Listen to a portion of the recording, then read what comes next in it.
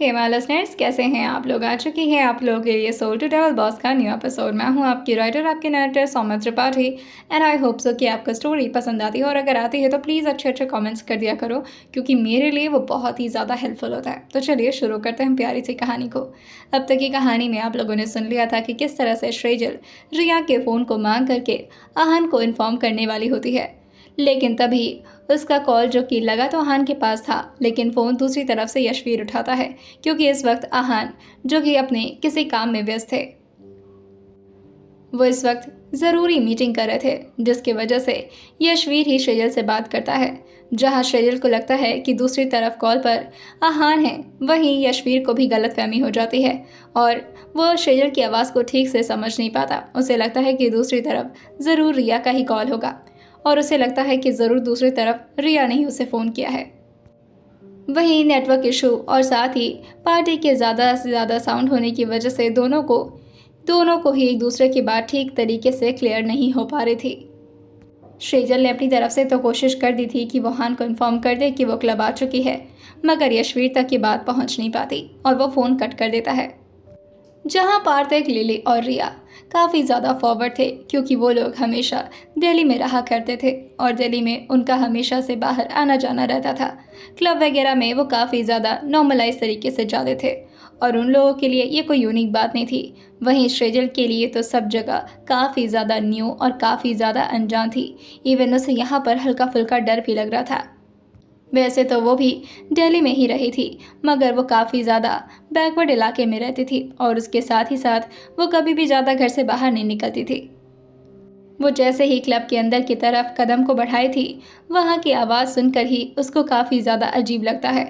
वहीं कुछ लड़के जो कि श्रीजल को काफ़ी बुरी तरह से देख रहे थे, कुछ लड़कियाँ जो कि श्रीजल को देख कर के आपस में गॉसिपिंग करना शुरू कर देती हैं।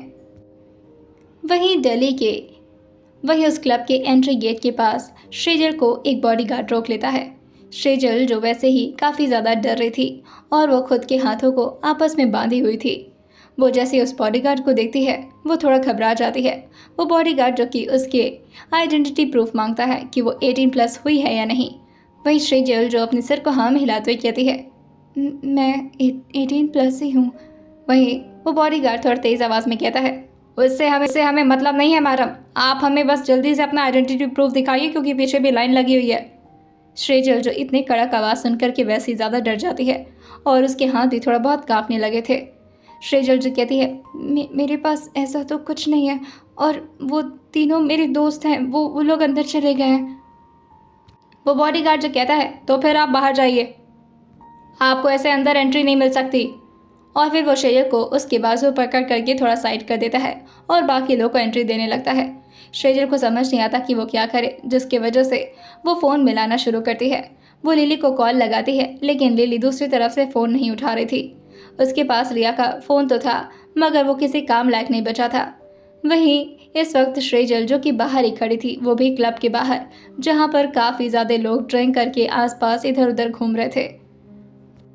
कुछ लड़के तो उसी के आसपास आकर के स्मोक करना भी शुरू कर दिए थे और उसको ऊपर से नीचे तक देखते हुए कहते हैं, ये कौन सी माल है भाई, ऐसी लड़की तो आज तक नहीं देखी हमने। हाँ, बहुत बार क्लब आए हैं, लेकिन ये तो कुछ नई पीस लग रही है। चल थोड़ा बात करते हैं। एक लड़का जो कि अपने ग्रुप को अप्रोच करता है, वहीं दो लड़के जो उसे मना करते हुए कहते हैं, अभी रहने देना, वैसे भी सीधी सादी लग रही है, ज़्यादा इंटरेस्टेड नहीं है। वही वो लड़का जो कहता है, अरे इंटरेस्टेड हो चाहे ना हो, तुझे क्या लेना देना, मज़ा आएगा ना, और वैसे भी थोड़ा परेशान करने में अलग ही लेवल का मज़ा आता है, चल ना। और ये बोल करके वो ज़बरदस्ती अपने ग्रुप के साथ श्रेजल के ठीक सामने आ जाता है। श्रेजल जो इधर से दूसरी तरफ घूम जाती है और अपने कदम को क्लब से थोड़ा दूर की तरफ बढ़ा लेती है, लेकिन तभी वो लड़का उसके फिर से सामने आते हुए कहता है, अरे अरे, आप तो हमें इग्नोर ही कर रही हैं, हम आपसे बात करने की कोशिश कर रहे हैं और आप हैं कि भागे जा रही हैं। आशी जो कहती है, देखिए मुझे परेशान मत करिए, मेरे पास फ़ोन है। श्रेजल को लग रहा था इस वक्त कि उसके पास फ़ोन है तो उसके पास बहुत बड़ा हथियार है। वही वो लड़का जो कहता है, ओ फ़ोन है इनके पास, और फिर वो बाकी के ग्रुप के लड़के को देखकर कहता है, भाई इनसे तो डरना पड़ेगा। और फिर वो ज़बरदस्ती अपने मुंह में सिगरेट लगा करके उसके सामने हाथ जोड़ते हुए कहता है, मैडम माफ़ कर दो, मतलब भाई हमसे बहुत बड़ी गलती हो गई यार, इनको परेशान कर दिया, इनके पास तो फ़ोन है। और ये बोलकर वो ज़ोर ज़ोर से हंसने लगता है। श्रीजल जो उनके सामने थोड़ा गिड़गिड़ाते हुए कहती है, देखिए आप लोग प्लीज़ मुझे जाने दीजिए, मैं यहाँ पर पहली बार आई हूँ, मुझे यहाँ के बारे में कोई आइडिया नहीं है, मुझे इसका धुआं भी अच्छा नहीं लग रहा। वो सिगरेट की तरफ अपनी एक उंगली को पॉइंट करके कहती है। और जैसे ही ये लड़का ये सुनता है, वो सिगरेट को जानबूझ करके उसका एक कश लेता है और उसके मुंह पर धुआं फेंकते हुए कहता है, अब बताओ, अब कैसी लग रही है सुगंध इसकी? पहले बताना चाहिए था कि तुम्हें इसकी स्मेल नहीं पसंद है, अभी तक हम फालतू में हवा में उड़ा रहे थे उसका धुआं। वही शेजल जो काफ़ी ज़्यादा परेशान होने लगती है और वो थोड़ा तेज़ कदम से वहाँ से दूर जाने लगती है। वो जैसे जैसे आगे बढ़ रही थी, वो तीनों के तीनों लड़के उसका पीछा कर रहे थे कि तभी शेजल जो कि किसी से जाकर के टकरा जाती है। उसने अपने सिर को नीचे किया हुआ था, जिसकी वजह से वो देख नहीं पाती कि सामने कौन है। शेजल का बाजू उसने काफ़ी ज़ोर से पकड़ लिया था, जो कि अभी अभी शेजल के ठीक सामने खड़ा था। शेजल जो अपने चेहरे को जैसे ही उठा करके देखती है, उसकी ड्रेसिंग सेंस से उसे ये तो समझ में आ गया था कि ये तो कोई लड़की है। और जैसे ही उसके चेहरे की तरफ शेजल की नज़र पड़ती है, वो उसे याद करते हुए कहती है, तृप्ति आप तो। शेजल के बाजू को तृप्ति ज़ोर से पकड़ते हुए कहती है, पहचान लिया ना मुझे? चलो अब हम क्लब के अंदर चलते हैं। शेजल जो कहती है, पर वो लोग मुझे जाने नहीं दे रहे, वो लोग कह रहे हैं कि मेरे पास अगर कोई प्रूफ नहीं होगा तो मुझे अंदर नहीं जाने देंगे, आप जाइए, मैं गाड़ी में जाकर बैठने जा रही हूँ। वही तृप्ति जो कहती है, अरे ऐसे कैसे, तुम्हें चलना पड़ेगा अंदर, और वैसे भी किसके साथ आई हो तुम? शेजल जो कहती है, मैं वो मेरी फ्रेंड है ना, वो रिया और लिली और पार्थिक, वो तीनों के तीनों अंदर ही हैं, वो लोग चले गए और मैं यहीं पीछे रह गई। तृप्ति जो उसे देखकर कहती है, तुम बेवकूफ़ हो क्या, तुम्हें उन लोगों के साथ जाना चाहिए था ना, और वो तीनों भी कितने स्टूपिड हैं, तुम्हें इसी तरह से छोड़कर चले। लेकिन तभी पीछे रिया और लिली और पार्थिक तीनों के तीनों शेजल को ही ढूंढते हुए बाहर आ रहे थे। जैसे तृप्ति उन लोग को आता हुआ देखती है, वो झटके से जानबूझ करके शेजल को थोड़ा छुपा लेती है और उसे कार के पीछे ले आते हुए कहती है, देखो ये जगह तुम्हारे लिए ज़्यादा सेफ नहीं है, लेकिन अगर फिर भी तुम्हें अंदर जाना है तो तुम मेरे साथ चल सकती हो। दूसरी तरफ पार्थिक, लिली और रिया जो कि तीनों परेशान हो रहे थे। इवन लिली जो कि इस वक्त रिया के फ़ोन पर कॉल भी करने लगती है। लिली जो कहती है, यार तेरा फ़ोन क्यों नहीं लग रहा है? रिया जो कहती है, फ़ोन कैसे लगेगा, उसकी बैटरी परसेंटेज बहुत कम थी ना, और शायद सृजल ने बार बार पासवर्ड ट्राई करने की कोशिश की होगी तो वो ऑफ भी हो सकता है, पता नहीं कुछ तो हो गया होगा, लेकिन अभी उसे ढूंढना होगा। पता नहीं, एक गार्ड से पूछता है ना वहाँ पर जो मेन एंट्री गेट पर है, शायद सृजल वहाँ तक आई हो। पार्थिक जो कहता है, यार तुम दोनों ना मरवाओगे मुझे, भाभी को साथ लेकर आना था ना यार, अगर भाभी को एक करोच भी आई ना, उनका बाल भी एक छोटा सा टूट गया ना, तो भाई मुझे मसल देंगे। मैं क्यों ही लेकर आ गया, मुझे तो लगा था कि भाभी के साथ थोड़ा सा एंजॉय कर लेंगे, क्योंकि वो बेचारी बहुत ज़्यादा बोर होती हैं, उन्हें दुनिया के बारे में कुछ पता ही नहीं है, लेकिन अगर उन्हें कुछ हो गया तो माय गॉड, जल्दी ढूंढो उन्हें। वही रिया और लिली जो कि तीनों के तीनों मिलकर के शेजल को पागलों की तरह ढूंढ रहे थे। लिली जो कि इस वक्त गाड़ियों के नीचे नीचे झांक करके देख रही थी। रिया जो उसके सर पर मारते हुए कहती है, वो क्या कोई सांप या बिच्छू है, नीचे क्या ढूंढ रही है उसे? लिली जो कहती है, पता नहीं मैं क्यों ही ढूंढ रही हूँ, पागल हो गई हूँ मैं। रिया और लिली जो कि आपस में बात करते हुए कहते हैं, हम झूठ में ही अंदर इतना देर तक ढूंढ रहे थे, हमें लगा था कि शेजल अंदर पहुंच आई होगी। भाई पार्थिक जो पीछे से आते हुए कहता है, कैसे आएंगी भाभी अंदर, उनके पास कोई प्रूफ नहीं था ना, वो तो हमारे साथ आने वाली थी, मेरे पास कार्ड था सबके लिए। वही तृप्ति जो कि पीछे के रास्ते से शेजल को अब क्लब के अंदर ले जा चुकी थी। वैसे तो वहाँ पर भी गार्ड्स लगे हुए थे चेक करने के लिए, लेकिन तृप्ति की काफ़ी अच्छी खासी पहुँच थी और सब लोग उसे हान के साथ कई बार देखे थे, जिसकी वजह से उससे ज़्यादा कोई सवाल नहीं किए जाते। लिली जो कहती है, एक तो अचानक से तेरा फ़ोन कैसे बंद हो गया, तू अपना फ़ोन चार्ज करके नहीं लाई थी क्या? रिया जो कुछ याद करते हुए कहती है, मैं आते वक्त फ़ोन को तो चार्जिंग में लगाई थी यार, अचानक से कैसे डिस्चार्ज हो गया? पार्थिक जो कहता है, कुछ मिला, कुछ पता चला? मगर वो दोनों के दोनों अपने सिर को नाम हिलाते कहते हैं, कोई नामो निशान नहीं यार, उसका क्या करें अब? शेजल के हाथ में अब रिया का फ़ोन था ही नहीं, जिसकी वजह से तृप्ति के हाथ में जैसे ही फ़ोन जाता है वो तुरंत ही रिया के फ़ोन को स्विच ऑफ कर देती है। शेजल इतना ज़्यादा घबराई हुई थी कि उसके तो हाथ पैर अभी भी कांप रहे थे और वो जैसे ही क्लब के अंदर आती है वहाँ पर काफ़ी ज़्यादा डिम लाइट्स थीं। वैसे थोड़ी बहुत लाइट्स जो कि रेड, येलो, ब्लू काफ़ी ज़्यादा डार्क होने के बावजूद भी वहाँ पर अंधेरा साफ नज़र आ रहा था।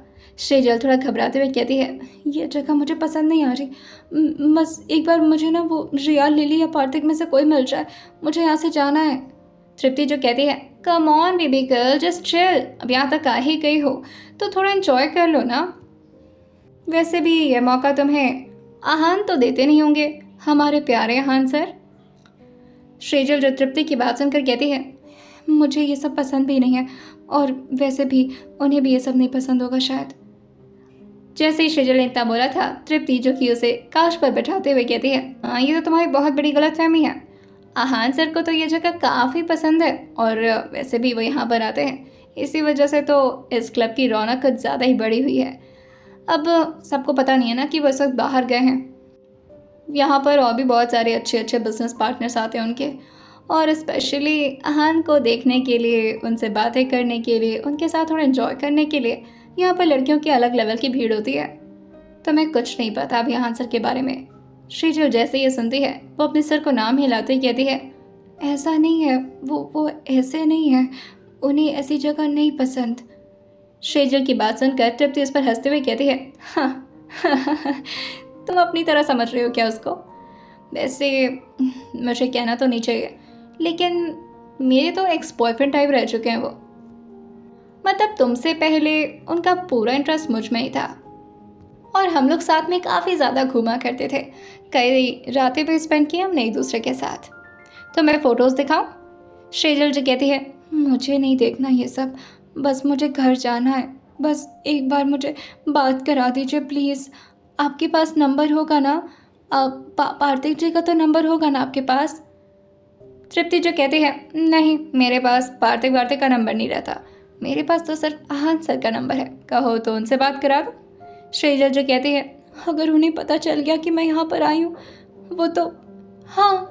फिर उसे कुछ याद आता है और वो अचानक से कहती है, आप उनसे मेरी बात करा दीजिए, फिर वो पार्थिक जी को कॉल कर देंगे और फिर मैं मिल जाऊँगी उन्हें, प्लीज़ आप कॉल लगा दीजिए। वैसे तो तृप्ति को उम्मीद नहीं थी कि शेजल इस तरह से उससे बात करेगी, लेकिन जैसे ही तृप्ति शेजल को एकदम से पलटता हुआ देखती है, वो तुरंत ही उसे मना करते हुए कहती है, तुम पागल हो गई हो? यहाँ पर आई हो बिना एंजॉय किए जाओगे और तुम्हें लगता है कि मैं तुम्हें ऐसे जाने दूंगी? और फिर वो उसके ठीक बगल में आती है और उसके सामने कुछ शॉर्ट्स रखे हुए थे जो कि छोटे छोटे ग्लास में थे। वो शेजल के लिए उस ड्रिंक को उठा करके शेजल के सामने ले आते हुए कहती है, पहले थोड़ी बहुत ड्रिंक्स तो ले लो, उसके बाद जो मन चाहे वो करना।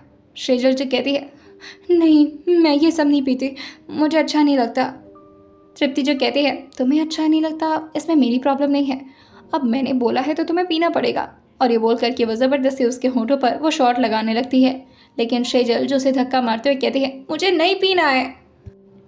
शेजल ने थोड़ा ज़ोर से धक्का मारा था, जिसकी वजह से तृप्ति थोड़ा डिसबैलेंस होकर के पीछे की तरफ जाती है और वहीं उसके हाथ में लिया वो शॉट जो कि उसके कपड़े पर ही गिर जाता है, जिससे तृप्ति पूरी तरह से बौखला उठती है और वो चारों तरफ देखते हुए कहती है, बॉयज़ बहुत हो गया इन शहजादी का नाटक, अब मैं इससे ज़्यादा प्यार से ऐसे बात नहीं कर सकती, अब ये बॉयज़ ही तुम्हें हैंडल करेंगे। मिस शेजल।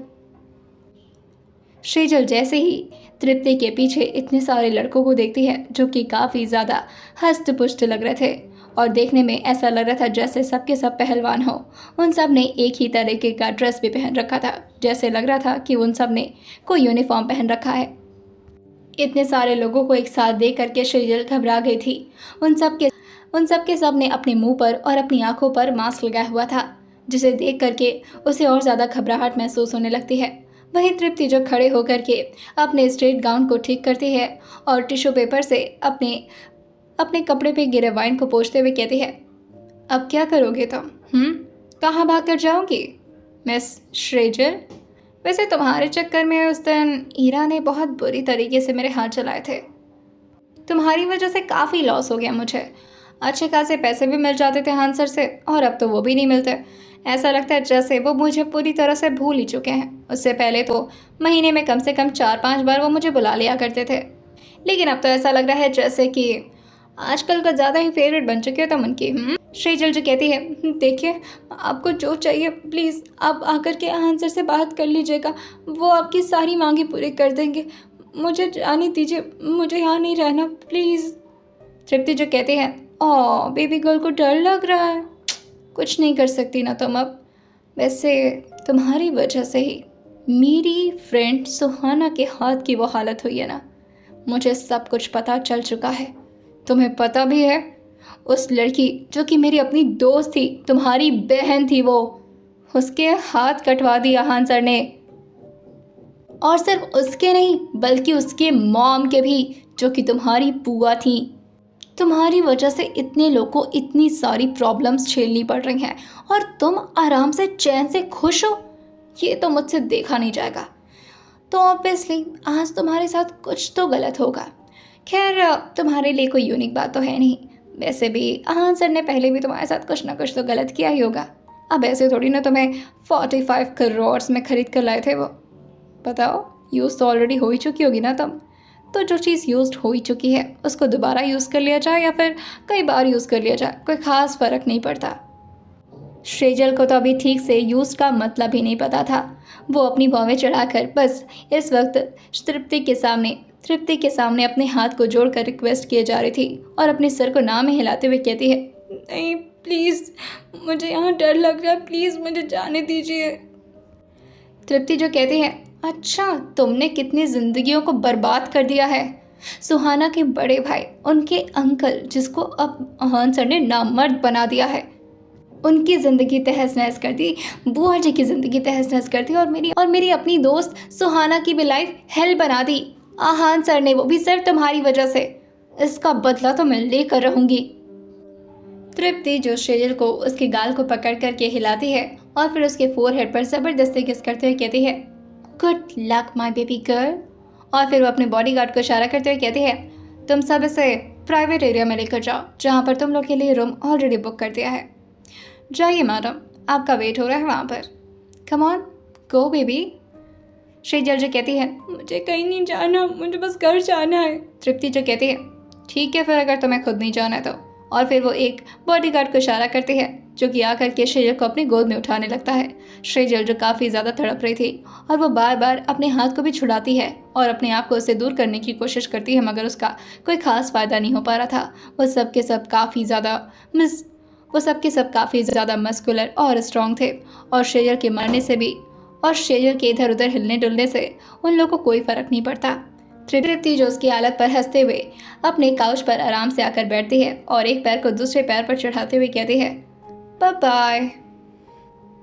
सुना है आहान सर की कुछ ज़्यादा ही फेवरेट बन चुकी हो ना तुम। अब जब तुम प्योर रह ही नहीं जाओगे तो फिर आहान सर तुम्हें खुद ही उठाकर फेंक देंगे, वो भी किसी गटर में। उन्हें सिर्फ लड़कियों को यूज़ करना आता है एंड नथिंग एल्स। और मेरी जगह आहान सर की नज़र में कोई नहीं ले सकता, और अगर किसी ने लेने की हिम्मत की तो उसकी यही हालत होगी।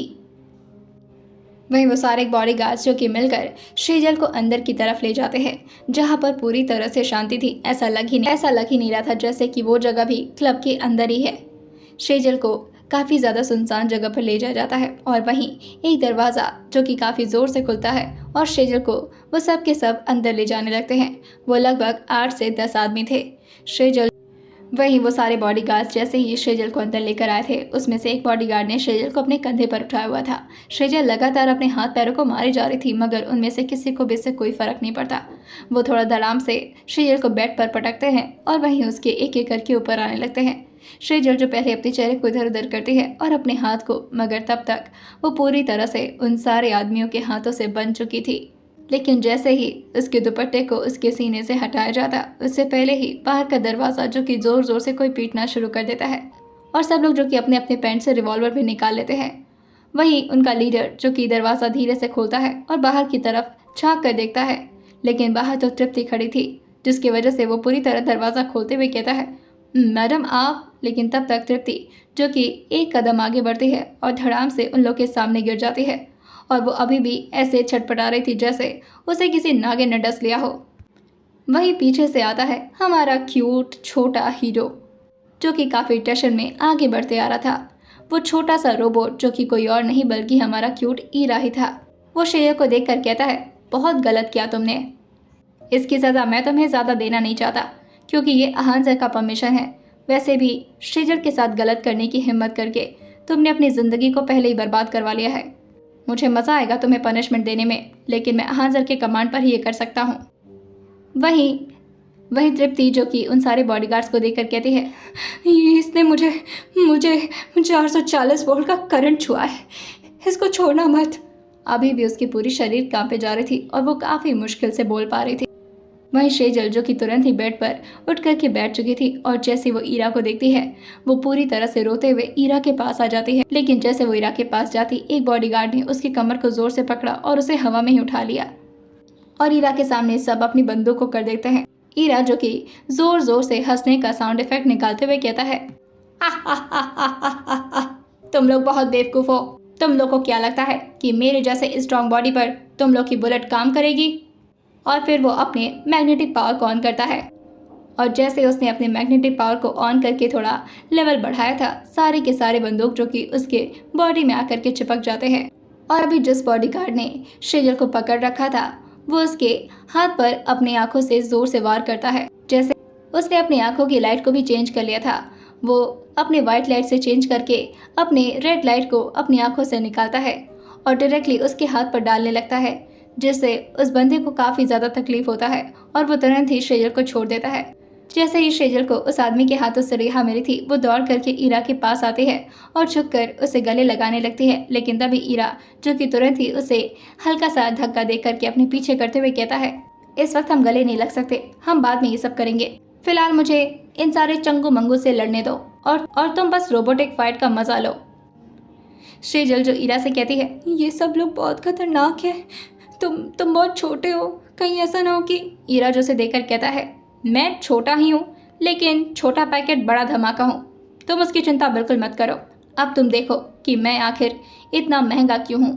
एक बॉडीगार्ड जो कि थोड़ा हिम्मत करते हुए ईरा के सामने आता है और बंदूक को उससे लेने की कोशिश करने लगता है, लेकिन बंदूक तो उसकी बॉडी से पूरी तरह से चिपका हुआ था।